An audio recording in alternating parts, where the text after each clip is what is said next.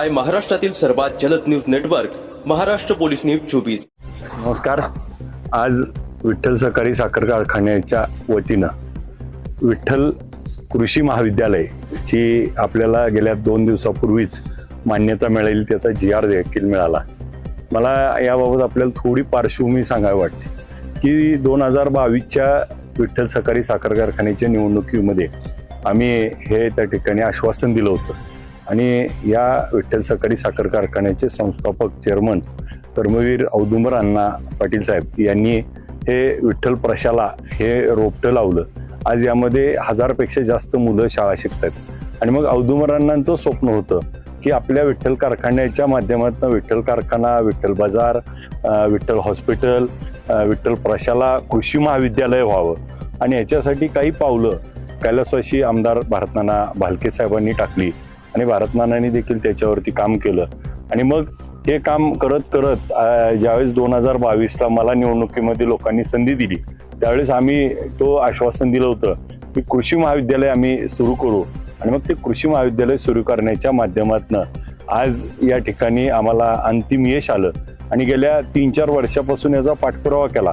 त्याची काही अडचणी असायच्या, सारख्या क्वेऱ्या लागायच्या आणि मग याच्यामध्ये राज्याचे मुख्यमंत्री नामदार मुख्यमंत्री देवेंद्र फडणवीस साहेबांनी खऱ्या अर्थानं खूप मोठी मदत केली।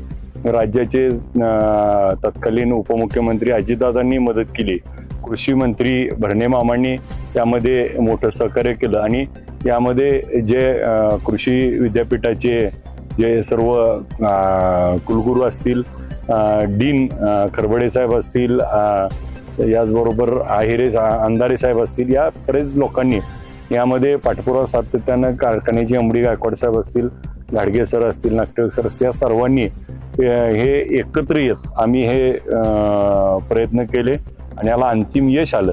या माध्यमातून पंढरपूर तालुक्यामध्ये आपल्या कृषी महाविद्यालय नाही आणि हे कृषी महाविद्यालय होण्यामुळं आपला तालुका 90 ते 95% बागायत आहे। आपल्या तालुक्याचं जे स्वप्न होतं कृषी महाविद्यालयाचं ते विठ्ठल कारखान्यावर साकार होते। या माध्यमातून आपल्या आजूबाजूच्या विद्यार्थ्यांना इथं विद्यार्थिनींना त्या ठिकाणी 12वी नंतर आपल्याला कृषी महाविद्यालयाच्या माध्यमातून अभ्यासक्रम करता येईल। कृषीचा अभ्यास केल्यामुळं आपल्या भागातल्या शेतीला ह्या जो तरुण आहे हा होतकरू शेतकरी होईल, कृषीनिष्ठ शेतकरी होईल आणि या माध्यमातून आपल्या शेतीचं उत्पन्न वाढवेल। मग शिक्षणाचा दर्जा सुधारला पाहिजे। भारतरत्न डॉक्टर बाबासाहेब आंबेडकर म्हणायचे की शिक्षण हे वाघिणीचं दूध आहे आणि मग आता शेतीला शिक्षणाची जोड असेल तर शिक्षणामध्ये त्या ठिकाणी शिक्षणाच्या माध्यमातून आज आपल्या भागातला ह्या कृषीचा जो सगळा गाडा आहे हा हाकण्यासाठी कृषी महाविद्यालयाच्या माध्यमातून नवीन पिढी बाहेर पडेल आणि मग आपल्या भागामध्ये कृषीच्या माध्यमात मग आपल्या भागातली ऊस शेती असेल, केळी शेती असेल, द्राक्ष असतील, डाळिंब असेल, अनेक विषयावरती ज्याला त्याचं ज्ञान येईल। मग यात असणारं बायोटेक असतील, फवारण्या असतील, आज त्याचा कृषीचा सगळा अभ्यास या माध्यमातून होईल आणि या भागातनं पहिल्या वर्षी आपल्याला 60 विद्यार्थ्याला ऍडमिशन मिळेल आणि मग प्रत्येक वर्षी यामध्ये मोठ्या प्रमाणात मग याच्यासाठी आपल्याकडं आता भव्य अशी बिल्डिंग आहे। आपण वरच्या मजल्यावर आता त्याचे सगळे स्लॅब टाकून रूम्स, त्याच्या वेगवेगळ्या प्रकारच्या लॅब्स, मुलांना मुलींना वसतिगृह, 400 मीटर ट्रॅकचा आपण ग्राउंड तयार केलंय। त्याच्यामध्ये लॅब, कम्प्युटर लॅब केली आहे। आता ग्रंथालय आपण सुसज्ज केलंय। त्याचबरोबर CCTVनं सगळे गोष्ट कव्हर केलेली आहे आणि अजून काही काम अंतिम टप्प्यात आहे। हे येणाऱ्या 1 महिन्यामध्ये सगळं संपून मग सुसज्ज अशी जिम आम्ही या ठिकाणी करतोय, ओपन जिम आहे आता आणि मग मुला मुलींच्या साठी भविष्यामध्ये इथं वातावरण रम्य असेल अशा पद्धतीचं इथं आम्ही वातावरण तयार करतोय।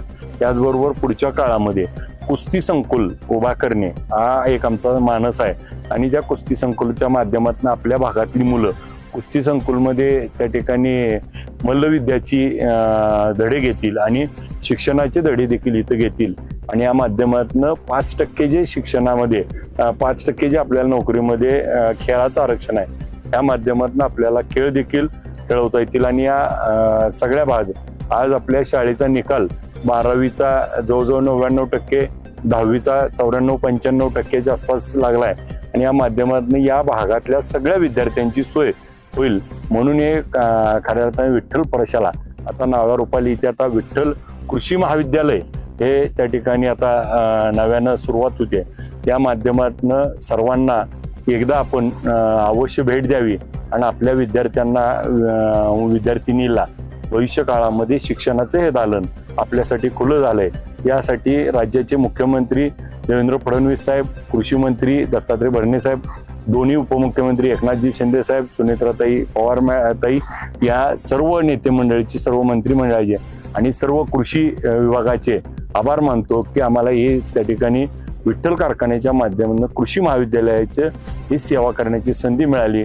मी आपल्याला या निमित्तानं सर्व माझ्या सभासद बांधवांना की आपण दिलेल्या संधीच्या माध्यमातून आम्ही हे कृषी महाविद्यालय सुरू करू शकलो आणि दिलेले एक एक वचन आम्ही पूर्ण करतोय.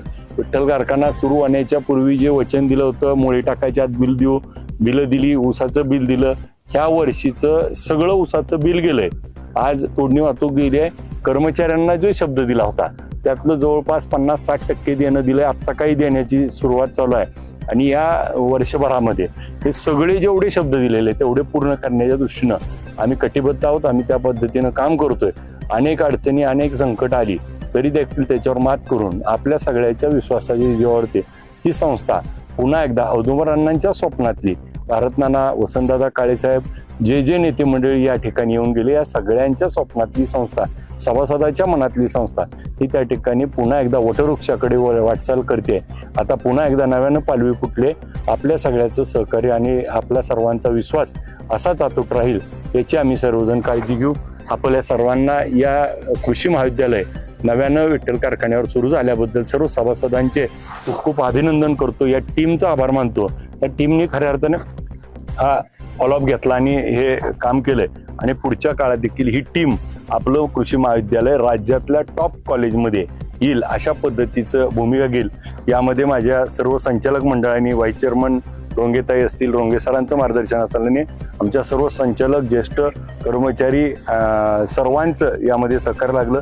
सर्वांचे आभार मानतो आणि आपल्या सर्वांचा विश्वास असाच आमच्यावरती राहावा ही विनंती करतो. महाराष्ट्र पोलीस न्यूज 24 साठी पंढरपूर प्रतिनिधी इम्रान तांबोळी.